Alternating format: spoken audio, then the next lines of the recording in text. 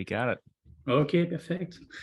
So hello, everybody. Good morning, good afternoon, or good evening, depending on where you are. So my name is Laurent Samper. I'm the Technical Account Director for 17 here in Europe. So I'm based in Belgium, just 5 p.m. here on my time. So end of the day. So I'm going to present Wi-Fi, monitoring Wi-Fi 6 and Wi-Fi 6E networks with Thomas, who will be explaining a couple of real use cases that we saw. So that topic has been, this is what I presented at the WLPC in Prague 3 weeks ago already. So time is flying. So, but here we are going to take a bit more time to go to that. So we know that Wi-Fi 6 is quite an exciting improvement of the Wi-Fi technology in general. But during today's webinar, we will see why it is important for organizations and wireless engineers get visibility into the important features of 802.11ax and even more. So with Wi-Fi 6, there are new Wi-Fi challenges. So we all know about that. But what is the most important thing? And they don't always involve the new features of the Wi-Fi 6. So we have to think about the basic features, authentications, association, failure, or the RRM, radio resource management, the channel change issue that we can get on the DFS, the throughput and predictable throughput. And this is what we will see on the next couple of slides. Migrating to new hardware doesn't mean that we will fix all the problem. And this is what we can see. So, and it can even generate all type of old fix problem that we had on the Wi-Fi 5. So in this example, we can see that moving to the new hardware, Wi-Fi 6 AP, we start to see old problem again. So in this example, we have on the radio attached success rate, which is not stable. That's a radio authentication and association failure that we can see on a open SSID. And this was not a type of issue happening in the past on the previous customer AP. So that's how we can start to get visibility and try to think about migrating to or getting new hardware. New old fixed problem are just appearing. So here we have another example, and Thomas will go to a real use cases on the next slide. That when in this example, we do have an example of the channel change on the new DFS, false positive. So with the new Wi-Fi 6 AP, this was not happening before. So one of our European customers, Thomas, would go to that very nice example where they recently switched just after the summer, if I'm right, to the new Wi-Fi 6 AP. And they are now getting a lot of issue with CCI, congestion, DFS, channel change. So, and even with an AP firmware upgrade, it was even worse than before. So that's really interesting to get that visibility and see that going to the Wi-Fi 6 AP, we have to make sure everything is working as it was before. So here is a real use case. Thomas, up to you. Give the feedback that we experienced with one of our customers here in Europe. Thanks, Laurent. Yeah. Just to touch base a little bit on this topic, like Laurent you showed on your slides, even though in Wi-Fi 6 and especially in Wi-Fi 6E, with all the new channels and frequencies, there are a lot of new things to monitor, like OFDMA, BSS coloring, new data rates, MCS 10 and MCS 11, for instance. So those are the new cool stuff that's available in Wi-Fi 6. But when we monitor Wi-Fi network performance, it's still kind of the basics that we need to focus on. So channel usage, the signal to noise ratios, and client side problems, etc. So there are new features in every amendment, but the basics still remain same that are still crucial and important. So yeah, like Laurent said, here's actually a real use case just happened recently, a few months ago, when when we had one of our customers going from Wi-Fi 5 to Wi-Fi 6, and obviously everyone expects to see improvement in efficiency and all that what Wi-Fi 6 promises. But it's not always that. So it can also cause problems moving from hardware to another hardware. And this was a good example about that, and that's why we wanted to put this slide here. So if you look at the slide there, you can see that orange line showing the moment when we move from these older Wi-Fi 5 APs to Wi-Fi 6 APs. And the channel plan, as you can see, gets quite messy. Obviously, this is not what you want to see in your channel plan. So it's we have like well-balanced channels before this APs get swapped, and then if you look at the after results, it's quite a nightmare. So a lot of problems with the channel automation or RRM or ARM, depending on which vendor you're using. But as you can see, these APs are just jumping from channel to another every 10 to 15 minutes. We saw channel changing, really unstable, kind of channels, and then that of course starts to impact the quality of the Wi-Fi. When we think about how this channel change works, each AP of course needs to send out channel switch announcement, and in this type of busy environments where you can have over 50 clients on every AP, and if that happens, that channel switch announcement is sent every 15 minutes, it's possible that some of the clients may start to don't necessarily receive those frames, and that can then lead to disassociation, like a short period of disconnection from the Wi-Fi until they can associate to a new AP.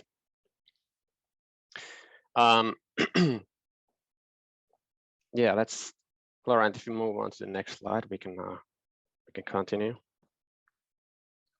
Yeah, of course, that caused a lot of problems to this particular customer, and a lot of headache as well, a lot of troubleshooting and trying to fix these issues. And of course, the management was pushing and trying to understand why things actually went worse. And here's a week after, or a couple of weeks after, you can see in which kind of situation it ended. So we saw those significant amount of channel changes, and now everything is on channels channel 36 to 48, so on the non-DFS channels. So in this area, there's in total there's 18 APs that were monitored, and out of those 18, we had 60 APs on non-DFS channels. So on average, we have four APs on each channel. And in this environment where you have 50 clients on AP, you end up in a situation where in a same physical space you have 200 clients on same 20 megahertz wide channel. So this creates, of course, a lot of congestion issues, which then start to impact the end user experience, and that leads to complaints from user, and of course the data gets affected. So we can see a few more examples how the end users are affected by when these kind of things start to happen. So Laurent, if you move on to next slide again. So of course we can detect those CCI problems from the users, but of course in this case it was pretty clear when the user complaints and the complaint tickets were increasing as well. So and then we started to look into the data and saw all these problems like here we have 3 APs showing CCI problems. You can as well see there's ACI problems because we have only those 4 channels in use. And in this case, it was using dynamic channel width. So it was putting some of the secondary channels on top of primary channels, and that created these ACI problems as well. And if you look at that throughput chart, you see there how the business hour throughput results are impacted. So night times we are getting 250 megs to 400 megs throughput results, and at daytime it went lower than 0.1. So it's basically at 0 when it's like the highest peak congested in the network. And of course, in this case, we are transmitting with over gigabit per second data rates on our sensor, and that's the wireless data rate. In this case, this is just a raw throughput result that we are after all getting from the network. So amount of data we are actually pushing through the network has dropped to 0.1 meg level. So all right, so Laurent, can you go to next slide? Just one more example, because this was related to these DFS problems. So I just wanted to kind of compare here the results of different channels. So if you look at channels 36, 40, 44, 44, and 48, that are the non-DFS channels, you can see there that they are really bad. But this brown line here, which is the channel 112, one of the DFS channels that were still in use, remained quite good. So over 100 meg throughputs during the busiest hours. So that was kind of a interesting to compare here. Laurent, can you go to next, please? This is actually something different. So that was when we were focusing on the problems, monitoring something that's still kind of the basics of how the channels are being used. And then this is something, just an example from Wi-Fi 6 and OFDMA usage. And I wanted to put this slide here as well, because we can clearly see here that we start using OFDMA after August, when this upgrade happened. And of course, this usage depends highly on your client base. So the more you have clients that support Wi-Fi 6 or 11AX, then the more you should start to see OFDMA being used by the clients and the APs. And this is just showing the uplink OFDMA utilization.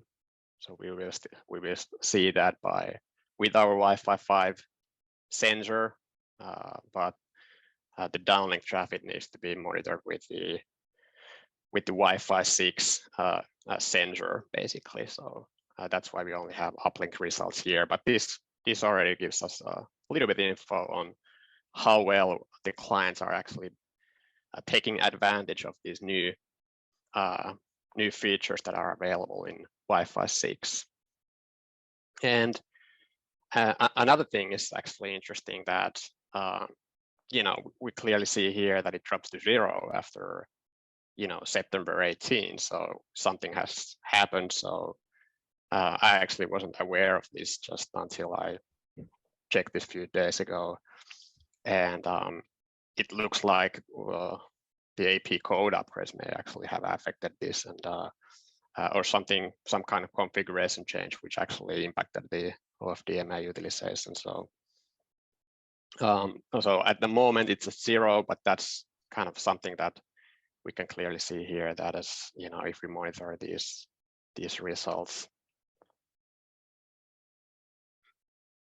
Yeah, thanks a lot, Thomas. Very interesting to see a real use case. and the fact moving to Wi-Fi 6, taking advantage of OFDMA, but the code update or my impact, how the feature should work.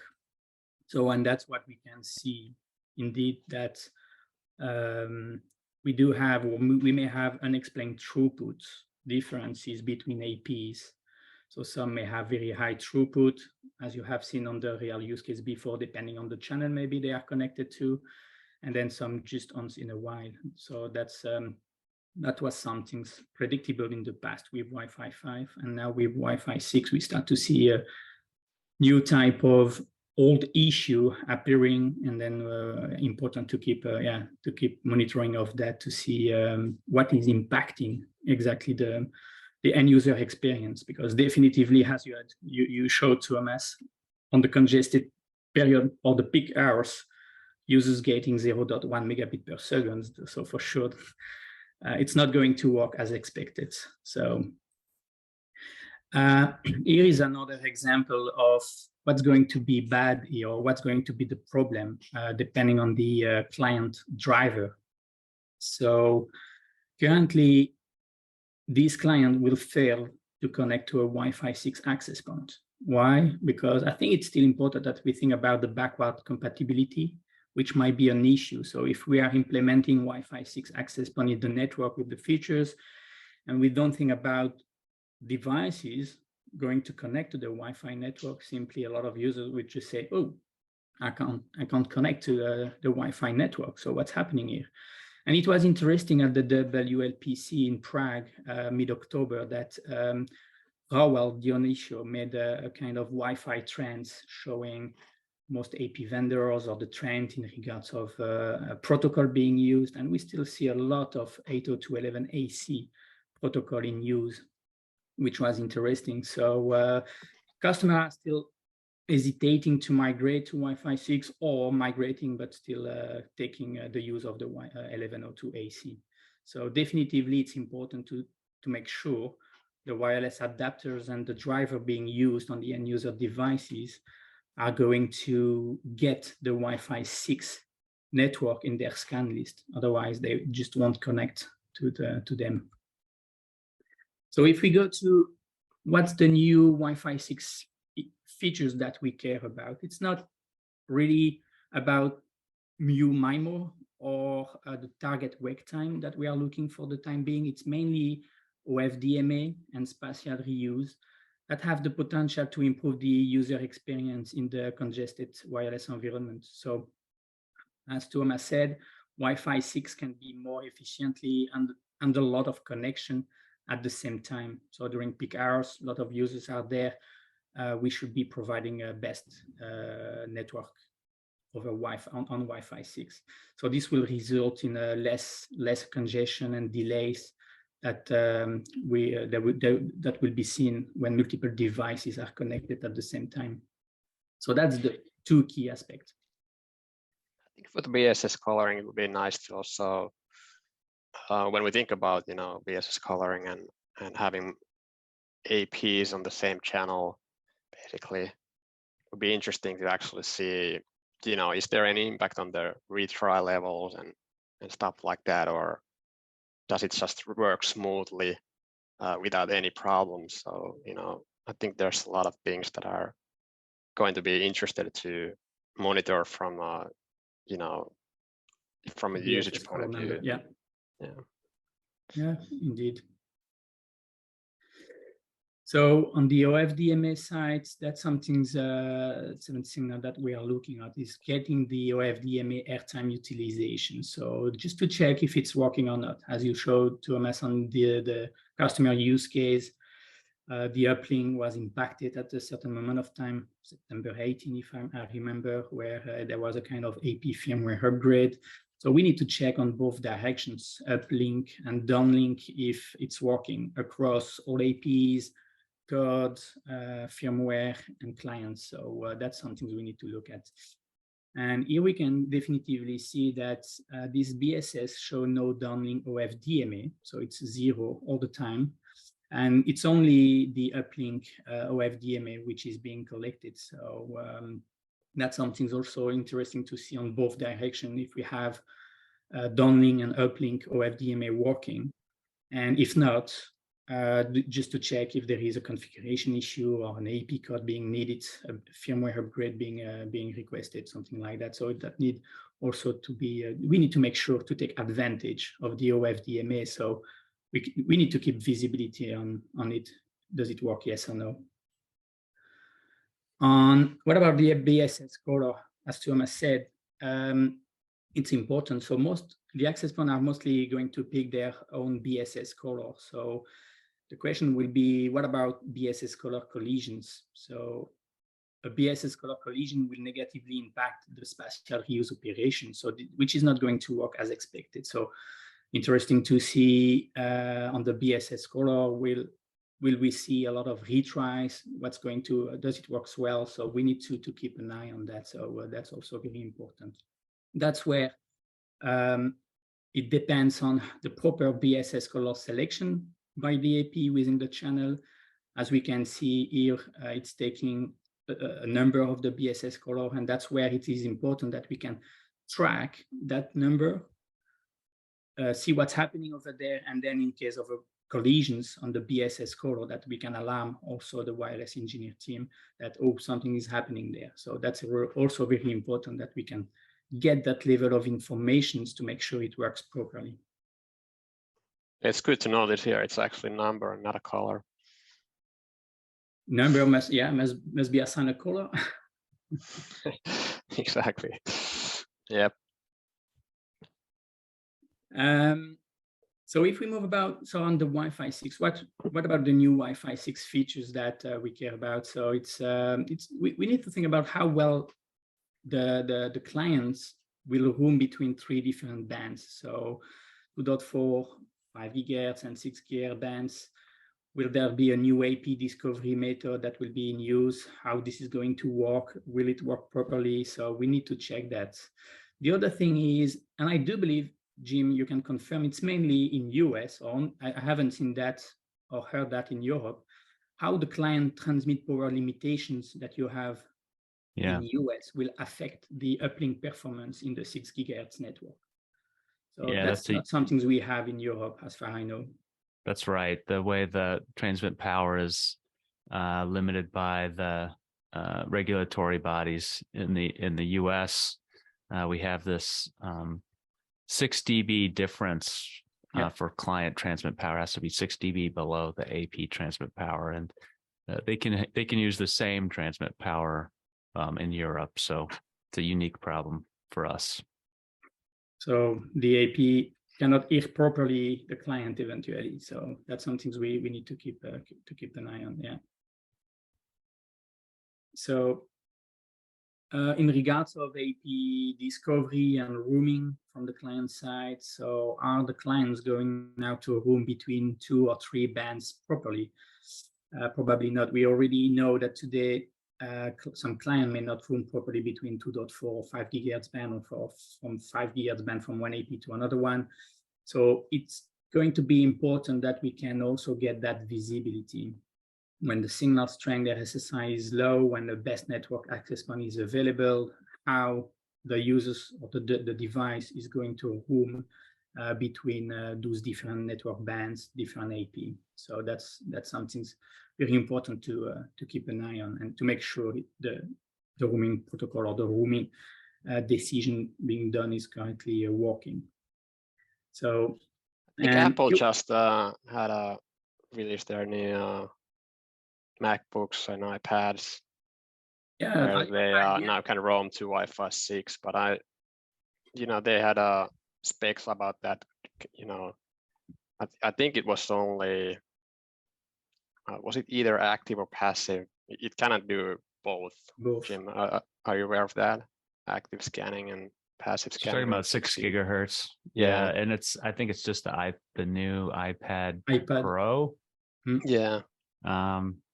Yeah, I've seen some chatter about that on Twitter. And a little skeptical that it can't do passive AP discovery. Yeah, I'm not sure why it wouldn't be able to. That's actually fairly straightforward. Yeah. So you might need to validate that a little bit more, but it does look like it's a little quirky so far. and it's the very first product with Wi-Fi 6E support. So Yeah, we'll see exactly. how that goes.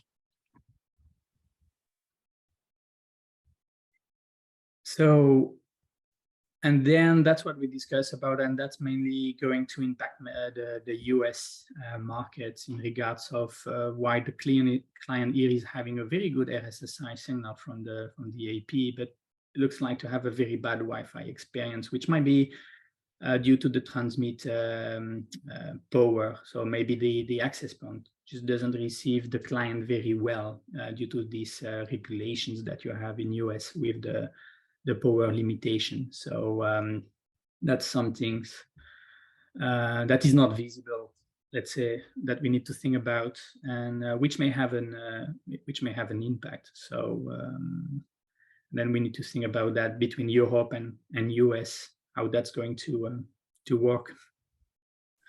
So I do believe, to conclude, when you think about Wi-Fi 6, Wi-Fi 6E, what we have seen migrating to the new hardware with new features and the real customer use cases, I do believe I'm sure we all agree that it's still the basics of the 802.11s that need monitoring the most. If we think about beaconing, associating or authenticating to an access point, getting the IP address, DHCP, making sure that the channel change is not going to change quite frequently, impacting the end user. That's really some things that need to be monitoring the most on top of the new features of Wi-Fi 6.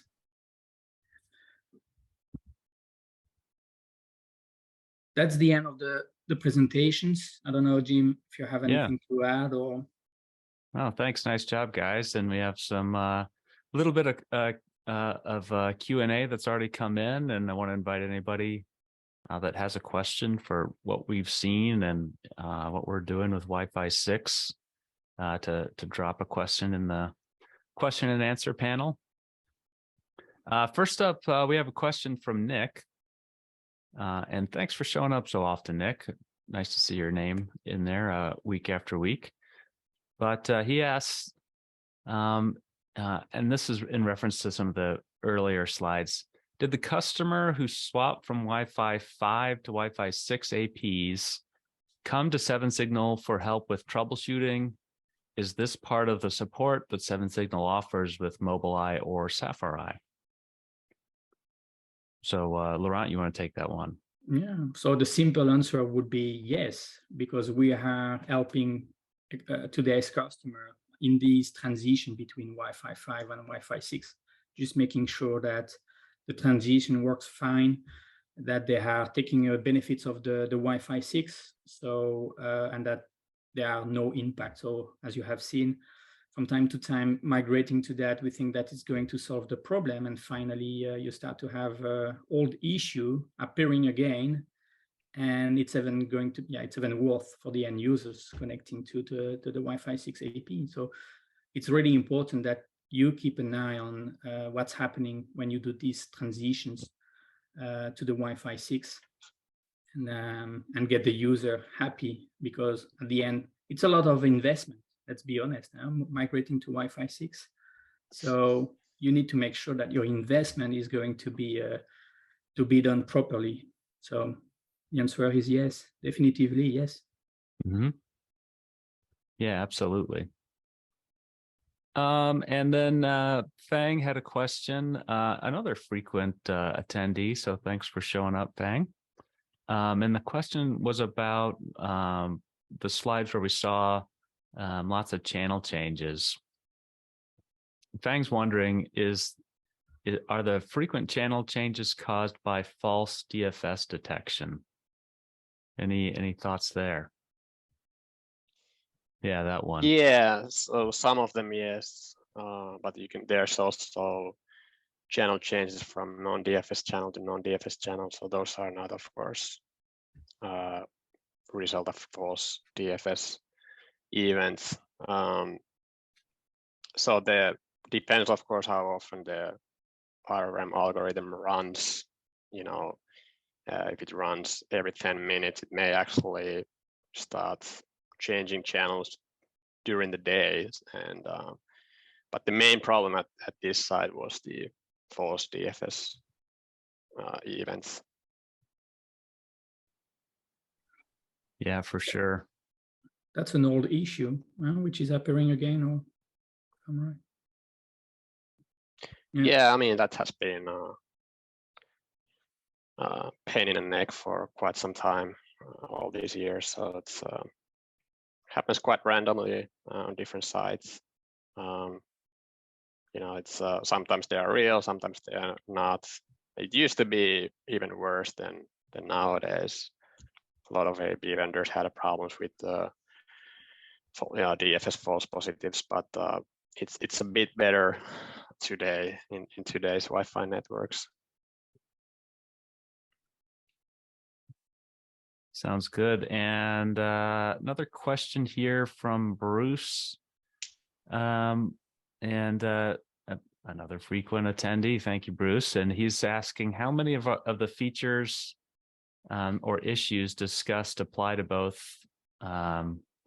Wi-Fi 6 and Wi-Fi 6E. It seems like several were 5 gigahertz only issues.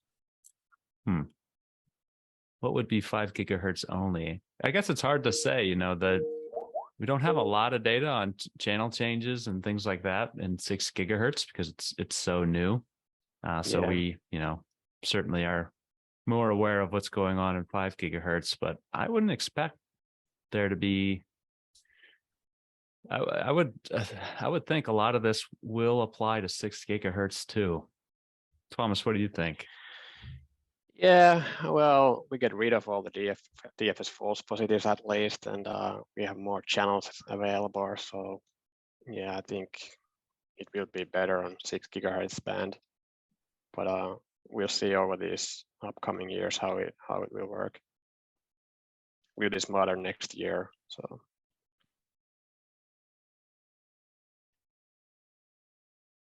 we do see some customer transiting, moving to 6E, but still not a lot of clients available supporting 6E. So it's going to be step by step. But and I don't think everyone wants to go or even need necessarily go to 6 gigahertz. I think it depends. Depends on the use case. And we also need to keep in mind that in the US, there will be like double the size of spectrum available in the 6 gigahertz band compared to Europe due to the regulations. But yeah, I don't see every customer going to 6 gigahertz, but we'll see how that goes. First will be high density area. Yeah, definitely. And maybe the last thing, and maybe we can just do a little roundtable on this, but a lot of interest and conversation in the chat about using RRM versus implementing a static channel plan. I think showing that slide with all the channel changes really triggered some people, myself included, because I tend to land on the side of using static channel plans whenever possible. But what are your thoughts there? Maybe we'll start with you, Laurent. Is there, you know, is RRM, you know, a good thing to use? Are there places where it makes sense? Are static channel plans still the, you know, I do believe the best performance? What do you think? That's a good question, and I do believe it really depends. Yeah. I would say that static channel, if you design properly your configuration, your channel plan, static channel might be good, but then you never know what might be happening with a neighbor or something like that. So, but yeah, that's a good questions. I would go to the static channel configurations when it's not too much AP or big area with a lot of nosy neighbors, I would say. Mm-hmm. And then if it's maybe, if you do implement radio resource management with automatic channel plan, to make sure that you keep an eye on that and you keep monitoring to make sure it's not going to change quite frequently, because every time the channel changed, then you impact the user. So that's not what we want. Yeah, and Thomas, one of the points that was raised was, well, at at some scale where their networks are so big with thousands and thousands of APs, it's just maybe not practical to do static channel planning in those environments. Any thoughts there? Yeah, this is what we hear a lot. If we go that route and recommend a static channels, because some of these networks and some of these customers may have 1,000 sites and it doesn't scale. So you will need to do a lot of work to get that static channel plan in place.